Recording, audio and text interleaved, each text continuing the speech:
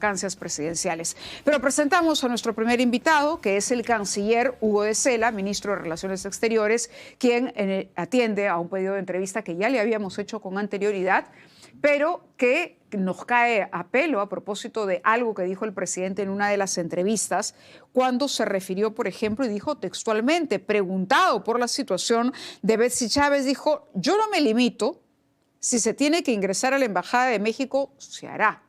Si se tiene que ingresar a la Embajada de México, se hará. Y la primera pregunta para el canciller es: ¿en qué circunstancias se tendría que ingresar a la Embajada de México? Canciller, muy buenas noches. Hola. Embajador Hugo de Sela, bienvenido. Bueno, esa es una hipótesis que no se va a dar en la realidad, ¿no es cierto? La pregunta que se le hizo al presidente fue una pregunta hipotética, es decir, algo que tal vez pudiera ocurrir y tal vez no. Yo he conversado naturalmente con el señor presidente sobre este tema y le puedo decir con absoluta tranquilidad y absoluta claridad que esa hipótesis no se va a dar en la realidad. ¿La hipótesis es? La hipótesis de entrar a la Embajada de México por la fuerza. Eso no está previsto en el derecho internacional. Yo puedo decir claramente que la posición no de la Cancillería, no de Hugo de Sela, sino la posición del gobierno es atenerse a las reglas del derecho internacional, sin duda alguna. Claro, ahora, la respuesta de un jefe de Estado tiene un peso particular. Sí. En principio, sobre todo cuando hay una relación tensa, diplomática, con un país como México. Entonces, inmediatamente, no recogida la declaración, esto da la vuelta al mundo. Es algo que se le reclamaba también a la señora Dina Boluarte y a los presidentes que hemos tenido siempre, que lo que ellos dicen están representando a la nación.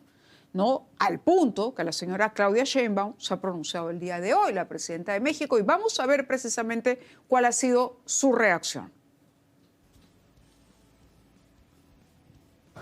A Betsy Chávez, ¿qué podría decir al respecto también? Violaría todas las leyes internacionales. ¿Está México preparado para algo así? ¿Lo consideran dentro del atlas de riesgos que exista sobre esto? Pues nada más, o sea, el asunto es si se comete una irregularidad internacional, una violación a la soberanía. Entonces, podemos tener diferencias, pero siempre en el marco de la ley internacional. Entonces, el derecho de asilo de esta mujer es el derecho de asilo reconocido por las leyes internacionales de derechos humanos. Es un derecho de asilo dentro del marco de las relaciones internacionales y sus leyes. Y la vulneración pues sería muy grave. Y además la presidenta mexicana refirió también el antecedente de lo ocurrido en Ecuador, si no me equivoco, ¿no? Recordará usted, sí, cuando hubo una situación parecida y en ese caso sí hubo una incursión. Pero la pregunta de fondo es, ¿el presidente se equivocó? Es decir, ¿no se le entendió bien, fue sacado de contexto, como ha dicho el presidente del Consejo de Ministros, o el presidente ha reconocido que no debió decir lo que dijo? No, lo que ha dicho el primer ministro, y es una explicación perfectamente coherente, es que lo que ha ocurrido en la realidad es que en los medios se ha difundido la respuesta, pero no la pregunta. Entonces, al difundir solamente la respuesta, no queda claro que el contexto en el cual se produjo esa respuesta era un contexto hipotético. Y ese ha sido el problema. Claro, pero bajo ninguna hipótesis usted acaba de decir que eso sería posible. Y el presidente pudo decir, por ejemplo, esto lo está manejando la Cancillería, porque además hay una iniciativa también del gobierno, de la propia Cancillería, de llevar el caso Betsy Chávez justamente a una revisión, porque el gobierno considera que el asilo ha sido mal otorgado y que en este caso ella no es una perseguida política. Entonces, si ya hay una acción iniciada por la Cancillería, ¿no fue un desliz, vuelvo a repetir, presidencial, ciertamente irresponsable por el contexto que hay? No, qué bueno que me lo mencione, porque yo estoy ya planificando el viaje a Washington para ir a la OEA, para justamente presentar lo que es la posición peruana. Y la posición peruana, que es el fondo del tema en realidad, es que ha habido una desviación en la aplicación de la Convención de Caracas, puesto que esa convención, cuando se aprobó en 1954, era para evitar las persecuciones por motivos políticos. Y la verdad que hoy se está utilizando para proteger a políticos que han cometido delitos. Entonces, ahí hay algo que está equivocado y precisamente la propuesta peruana que llevaré a la OEA es tratar de corregir eso. ¿De qué manera? ¿Podría darnos un adelanto? Sí, cómo no, por supuesto. A ver, nadie niega el derecho que tiene el país al que se le pide asilo a calificar el asilo. Pero lo que sí sostenemos es que para hacerlo se debe tener la información adecuada. Es decir, el país que otorga el asilo debe estar en la obligación de pedir información y no tomar una decisión descontextualizada, una decisión que está basada simplemente en cuestiones ideológicas. Y lamentablemente este caso se está repitiendo y eso hace daño a la institución del asilo. Y la institución del asilo, hay que recordar, es un aporte de América Latina al derecho internacional y nosotros tenemos que cuidar nuestro patrimonio. Y eso no está ocurriendo y eso al Perú le preocupa mucho. Correcto. Esa información que en este caso usted dice México no ha tomado en cuenta tampoco fue requerida. No, justamente. Precisamente ahí está, creo yo, el valor de la idea peruana, es que sea obligatorio requerirla. Es decir, que antes de tomar la decisión se tenga que pedir esa obligación. Y eso nos parece fundamental. ¿Esto podría conseguir que se revierta el asilo otorgado a Betsy Chávez en tanto se envía la información al gobierno mexicano? Mire, yo creo que es bien difícil sostener que Betsy Chávez es una perseguida política cuando, como todos sabemos, ella estaba caminando normalmente por las calles, ni siquiera estaba vigilada. Su ingreso a la Embajada de México se produjo con toda facilidad. Tocó la puerta e ingresó a la embajada porque nadie la estaba mirando. Entonces, decir que una persona que esté en esas condiciones es perseguida política es francamente un poco fantasioso. Por eso mismo le hago nuevamente la pregunta. ¿Usted cree, por lo menos, que existe una posibilidad de que se pueda reevaluar el asilo otorgado a Betsy Chávez o lo considera complicado, entendiendo también la postura de Sheinbaum? No, yo entiendo la postura de México y la entiendo como una postura ideológica. Si ellos quisieran hacer un análisis desde el punto de vista del derecho, creo que hay una posibilidad de que cambien de opinión. La señora Sheinbaum dijo algo en un momento, ¿no?, que podría ser aprovechado también. Dijo, yo puedo hablar, si quieren dialogar, dialogamos. ¿Se ha tocado la puerta para dialogar? Y creo que esa puerta no nos corresponde tocarla a nosotros. Ajá. Pero si nos tocan la puerta, la reacción va a ser positiva. Estarían esperando que, en todo caso, México fuera el que toque la puerta. Y ahí no tendríamos problema. O de repente surge alguien de buena voluntad y toca las dos puertas a la vez. Claro, pero ella también dice que la decisión de romper relaciones vino de Perú. Sí, y fue una decisión que se tomó después de 3 años de agresiones. O sea, hay algo que no ha quedado claro en la opinión pública y que, si me permite, lo quisiera aclarar. Muchas gracias. Y no es que nosotros rompimos relaciones con México porque le dieron asilo a Betsy Chávez. Nosotros rompimos relaciones con México porque desde diciembre del 22 ellos han generado una narrativa que no se corresponde con la realidad. Es decir, continuar pensando que Pedro Castillo es el presidente del Perú es francamente absurdo. Decir que no hubo en el Perú un intento de golpe de Estado también es absurdo. Todos los peruanos lo vimos, en vivo y en directo. Y en consecuencia, ahora, si se quiere reconocer la realidad peruana, las cosas pueden marchar de otra forma con México. Y ojalá sea así, Mávila, porque el Perú y México son 2 países hermanos, son 2 países cercanos. Hay multitud de temas y asuntos que nos acercan. Y prácticamente nada nos separa, excepto la ideología. Claro, porque por otro lado, entonces, ¿usted siente que México tampoco entonces reconoce la autoridad del presidente Jari? Bueno, ellos están en una posición especial. En este momento, pues no hay relaciones diplomáticas. Yo quisiera que se dé los hechos suficientes y necesarios como para volver a tener relaciones diplomáticas con México. De parte del Perú sí habría voluntad, siempre y cuando se reconozca que el Perú tiene el perfecto derecho, como lo tienen todos los países del mundo, a ejercer su soberanía. De acuerdo, pasemos a otro tema. Se ha revelado este espionaje, ¿no? A partir del hallazgo de el ex canciller Maurtua, por ejemplo, cuando revisa el escritorio y encuentra un cableado. ¿Qué información se tiene desde la Cancillería sobre estos micros que se habrían instalado? Y si es solamente en un despacho o si esto se ha podido conocer. Entiendo que se está citando también al director de inteligencia. Sí, la información que tengo es la siguiente y francamente es poca información.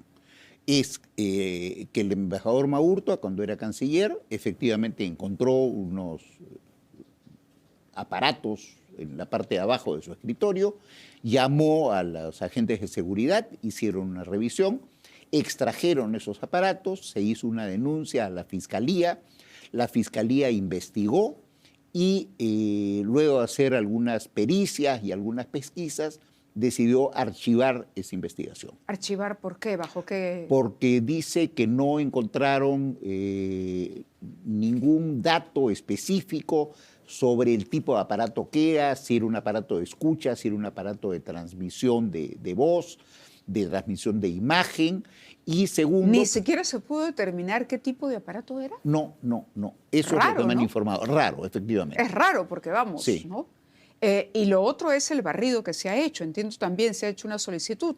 Digo, Se hizo en ese momento, se hizo en sí, ese momento, efectivamente. sí. Así Sí. fue. Y ya no encontraron nada más, ¿no? correcto. ¿Usted cree que es un tema que hay que revisar? Mire, la verdad es que después de tantos años creo que difícil ¿Ya no? descubrir algo nuevo, ¿no? ¿Capítulo cerrado, diría usted? Bueno, yo diría que es algo que ocurrió en el pasado. Bueno, el presidente también ha estado en las fronteras y habló de reforzar la seguridad porque de hecho son una coladera, ¿correcto? ¿A qué se refiere con declarar en emergencia las fronteras? Bueno, el propósito de eso es reforzar la vigilancia policial, pero también con presencia militar. Para poder hacerlo, tenemos que declarar en emergencia las fronteras, para tener un sustento legal que permita la cooperación de las Fuerzas Armadas.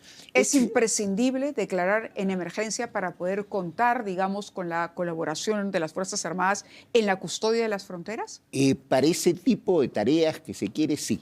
Eso ¿Y es lo que me cuáles han explicado podría los explicarnos abogados. en qué consistirían esas tareas? Fundamentalmente son tareas de vigilancia y de cubrir, digamos, con patrullas toda la zona de frontera en todo momento para impedir, en la medida de lo posible, que ingresen personas de forma ilegal. Las fronteras en nuestro país son una coladera desde hace mucho tiempo y la explicación, digamos, viene también o pasa también por la desatención del Estado.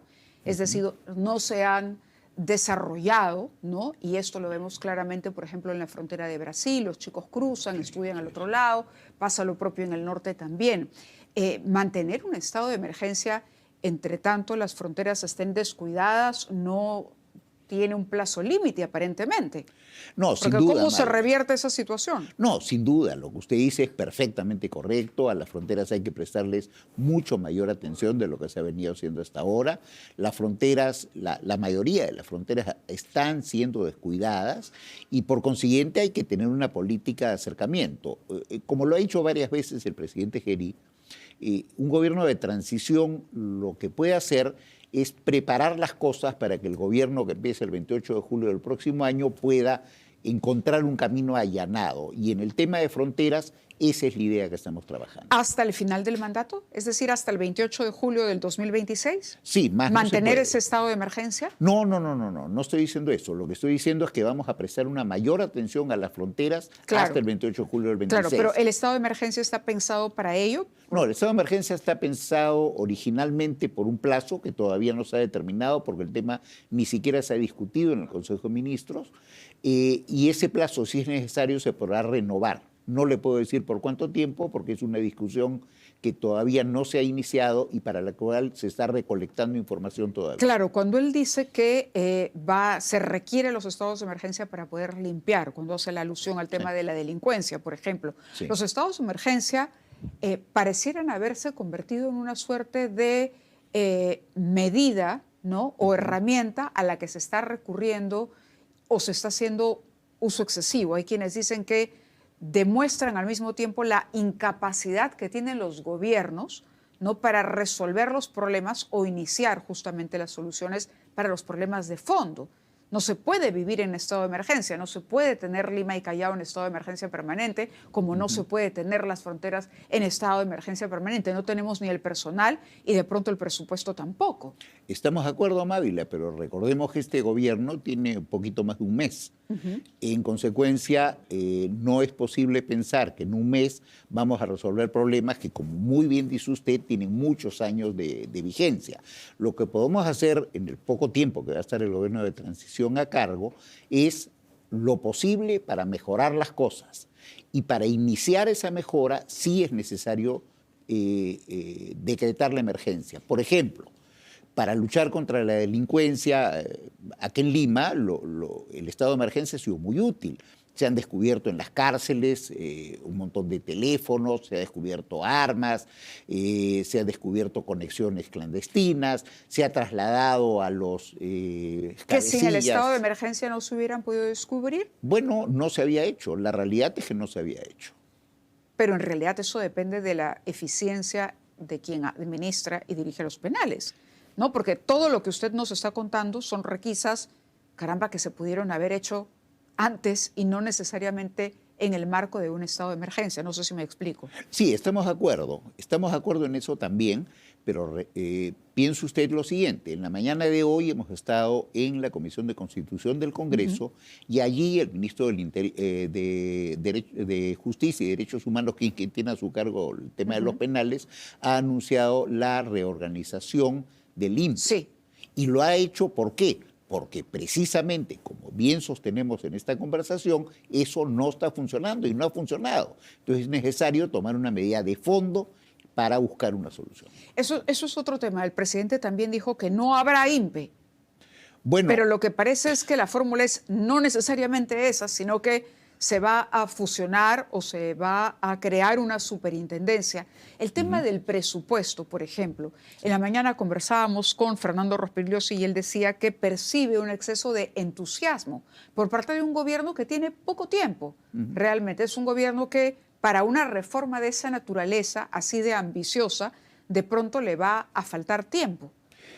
Bueno, las propuestas que ha hecho el Ministerio de Justicia, cuando las hizo en el Consejo de Ministros, sonaban muy bien sustentadas. Evidentemente son propuestas, por lo tanto van a ser discutidas en el Congreso de la República y seguramente se afinarán, como el mismo ministro lo dijo. Van a requerir algún grado de discusión para llegar a algo que sea aceptable para todos.